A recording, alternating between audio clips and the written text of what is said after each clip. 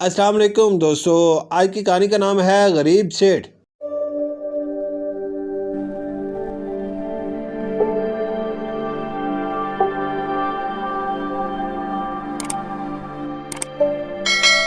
سیٹھ باقر کو اپنی دولت پر بڑا فخر تھا۔ اس کا مطلب یہ نہیں کہ وہ بہت مغرور تھے، وہ فطرتاً اچھے آدمی تھے اور لوگوں سے ہمیشہ اچھے طریقے سے پیش آتے تھے۔ ان کی مل میں بنا ہوا کپڑا دنیا بھر میں سپلائی ہوتا تھا۔ مل کے ملازمین کے ساتھ بھی ان کا سلوک اچھا تھا۔ اپنے ملازمین کی بہت سی غلطیوں کو وہ اکثر نظر انداز کر جاتے تھے۔ ملازمین کے ساتھ ہر ممکن تعاون کرنے کی کوشش کرتے اور تنخواہ بھی اچھی دیتے تھے۔ شاید یہی وجہ تھی کہ ان کے ملازمین نے بہت کم ریٹائرمنٹ پہلے اس مل کو چھوڑا۔ چند دنوں پہلے ہی مالی نے اپنی 2 بیٹیوں کی شادی کے لیے پیسے مانگے۔ انہوں نے صرف اسے قرضہ فراہم کیا بلکہ شادی کی دعوت بھی مل کے پرائیویٹ لون میں کرائی۔ ان کی مل کے ایک ملازم جسے ابھی کام کرتے ہوئے 4-5 دن ہی ہوئے تھے، سڑک پر ایک حادثہ پیش آ گیا تھا جس کی وجہ سے وہ 2 مہینے کے لیے کام کے قابل نہیں رہا۔ سیٹھ باقر نے اس کا پورا علاج کروایا، بلکہ جب تک وہ دوبارہ کام کے قابل نہیں ہو گیا اسے تنخواہ بھی برابر ملتی رہی۔ غرض یہ کہ وہ بڑی حد تک ایک فرشتہ صرف انسان تھے۔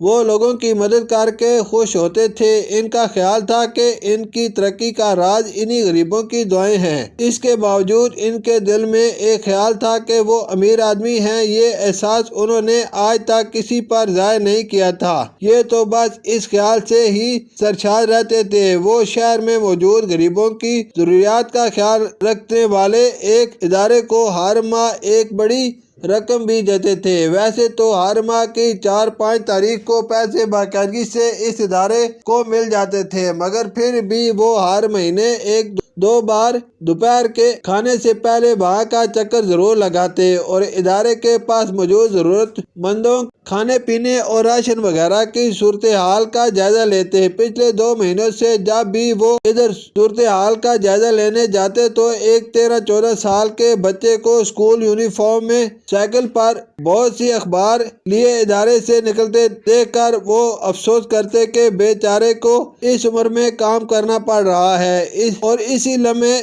اپنی امیری کا خیال آتا اور ان کے چہرے پر مسکراہٹ آ جاتی۔ ایک دن اس اخبار والے بچے کی مدد کی نیت سے اپنے معمول سے 1 گھنٹہ پہلے وہی وہاں پہنچ گئے اور انتظار کرنے لگے۔ آدھے گھنٹے کے انتظار کے بعد وہ بچہ آتا دکھائی دیا۔ وہ گیٹ سے اپنی سائیکل سمیت ہی اندر آ گیا تھا۔ انہوں نے بچے کو ہاتھ کے اشارے سے قریب بلایا اور اس کی جیب میں 1000 کا نوٹ ڈالنے لگے تو انہیں حیرت کا ایک شدید جھٹکا لگا۔ بچے نے ان سے وہ نوٹ لینے سے انکار کر دیا۔ نہیں انکل، میرے والدین کہتے ہیں کہ اوپر والا ہاتھ نیچے والے ہاتھ سے بہتر ہے۔ اللہ میاں کا شکر ہے، ہم مل کر کام کرتے ہیں اور ہمیں کوئی پریشانی نہیں ہے، اس بچے نے معصومیت سے کہا اور انہیں حیران و پریشان چھوڑ کر ایک جانب چل دیا۔ ان کے قدم غیر ارادی طور پر اس بچے کے پیچھے اٹھ گئے۔ اب جو منظر انہوں نے دیکھا تو ان پر حیرت کے پہاڑ ٹوٹ پڑے۔ وہ بچہ اپنی جیب سے 10 روپے کا نوٹ نکال کر ارادے کی خیراتی باکس میں ڈال رہا تھا۔ پیسے ڈال کر اس نے سائیکل گھمائی اور گیٹ سے باہر نکل گیا۔ انہوں نے ارادے کے منتظمین سے پوچھا تو معلوم ہوا کہ وہ غریب بچہ یہاں روزانہ اپنی معمولی آمدنی کے باوجود 10 روپے ضرور ڈال کر جاتا ہے اور کبھی یہاں کا پانی تک نہیں پیتا۔ سیٹھ باقر کے دل پر ایک چوٹ سی لگی۔ آج انہیں معلوم ہوا کہ حقیقت میں امیر کون ہے۔ وہ محنت کرنے والا بچہ جس کا دل اس دنیا کے سب امیروں سے زیادہ امیر تھا۔ اب جب بھی ان کے دل میں کبھی امیری کا خیال آتا تو ان کی آنکھوں کے سامنے وہ بچہ آ جاتا تھا جس کے سامنے وہ اپنے آپ کو بہت غریب محسوس کرتے ہیں، انتہائی غریب۔ شکریہ۔